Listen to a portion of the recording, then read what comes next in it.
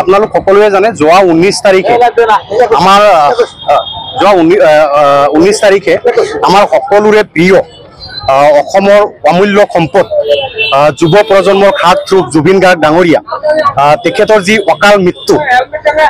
আৰু এই যিটো ইনসিডেন্ট এই ইনসিডেন্টটো আজিলৈকে কোনো মানুহে বা অসমবাসী ৰাইজে এই কথাটো মানি ল'ব পৰা নাই। আজি জুবিন গাৰ্গৰ যেনেকৈ মৃত্যু হৈছে আৰু এই ঘটনাটো ক্ৰমান্বয়ে ৰহস্যৰ ভিতৰত সোমাই পৰিছে।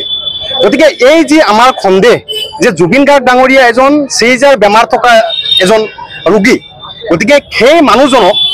আজি নৰ্থ ইষ্ট ফেষ্টিভেলৰ নামত ছিংগাপুৰলৈকে লৈ যোৱাৰ পাছত আৰু জুবিন গাৰ্গৰ এই চেইজাৰ বেমাৰী থকা মানুহজনক যে সাগৰত লৈ পেলাই স্কুবা ডাইভিং কৰিবলৈ লৈ গৈছে এই কথাটো আৰু তেখেতৰ যি মেনেজাৰ সিদ্ধাৰ্থ শৰ্মা তেখেতসকলে এই ঘনিষ্ঠ মানুহ জুবিন গাৰ্গৰ আৰু এই কথাবিলাক জনাৰ পাছতো তেখেতক আজি পানীত লৈ পেলাই আপোনালোক আমি সকলোৱে জানো, সাধাৰণ মানুহে জানো যে চেইজাৰ বেমাৰ থকা কোনো মানুহক আচলতে পানী আৰু জুইৰ ওচৰত ল'ব নালাগে। গতিকে এই ন্যূনতম জ্ঞান নথকা এই মানুহবিলাক আৰু মহন্ত কি মহন্ত এইটো শ্যাম কানু মহন্ত, গতিকে তেখেত যে নৰ্থ ইষ্ট ফেষ্টিভেলৰ যে অৰ্গেনাইজাৰ এই কথাবিলাক বা ইমান গাফিলতি কৰি পেলাই অসমৰ এটা অমূল্য সম্পদ জুবিন গাৰ্গ ডাঙৰীয়াক আজি হত্যা কৰা হৈছে। গতিকে এই কথাটো তদন্ত হ'বৰ কাৰণে যোৱা 21 তাৰিখে আমাৰ ছাত্ৰ মুক্তি সংগ্ৰাম সমিতি ধুবুৰী জিলা কমিটিৰ ফালৰ পৰা আমাৰ ধুবুৰী জিলাৰ জেনেৰেল ছেক্ৰেটাৰী মহিজুল ইছলামে বিলাসীপাৰা থানাত এখন এজাহাৰ দাখিল কৰিছিলে আৰু সেই এজাহাৰৰ পাছতে আজি CIDৰ ফালৰ পৰা আমাৰ যি ষ্টেটমেণ্ট সেই ষ্টেটমেণ্ট তেখেতসকলে গ্ৰহণ কৰিছে। গতিকে আমাৰ যি ষ্টেটমেণ্ট আমি লিখিত আকাৰে আৰু মৌখিক আকাৰে আমি কথাবিলাক কৈছোঁ আৰু এই CID নহয় SIT গঠন কৰি নহয় এই তদন্তটো শক্তিশালীভাৱে তদন্ত হ'ব লাগিব আৰু এই তদন্ত প্ৰক্ৰিয়া যাতে CBI লৈ হস্তান্তৰ কৰা হয় তাৰ কাৰণে আমি দাবী উত্থাপন কৰিছোঁ। আৰু এই ঘটনাটো কেৱল আজি শ্যাম কানু মহন্ত আৰু সিদ্ধাৰ্থ শৰ্মাই নহয়, শেখৰ জ্যোতি গোস্বামী নহয়, ইয়াৰ লগত জড়িত জুবিন গাৰ্গ ডাঙৰীয়াৰ এই ইনচিডেণ্টৰ লগত জড়িত যিসমূহ বিষয়া জড়িত হৈ আছে ইয়াৰ লগত কেৱল এই 3জন ব্যক্তিয়ে নহয় আৰু মানুহৰ নামবিলাক আহি আছে। গতিকে সকলো মানুহক তদন্তৰ আওতাত আনি শক্তিশালীভাৱে তদন্ত কৰি পেলাই এই মানুহবিলাকক কৰায়ত্ব কৰিব লাগে আৰু ইয়াৰ বিৰুদ্ধে বিধ ব্যৱস্থা গ্ৰহণ কৰিবৰ কাৰণে আমি ছাত্ৰ মুক্তি সংগ্ৰাম সমিতিয়ে দাবী উত্থাপন কৰিছোঁ।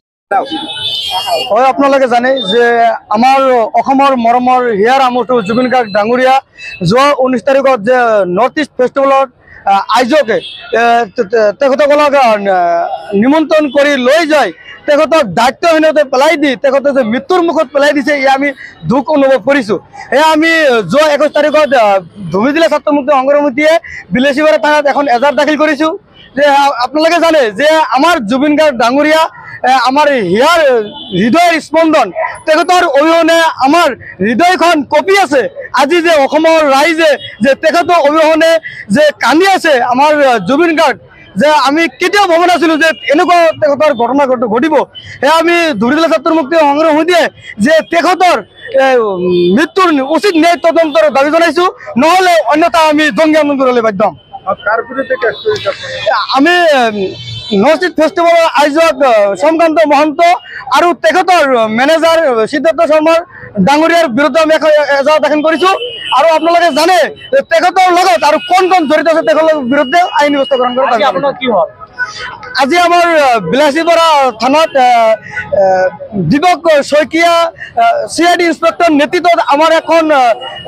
ভাষ্য গ্ৰহণ কৰিলে। আমি ষ্টেটমেণ্ট দিলোঁ যে অচিৰেই এই দোষীক অচিৰেই শাস্তি প্ৰদান কৰাৰ দাবী জনাইছোঁ।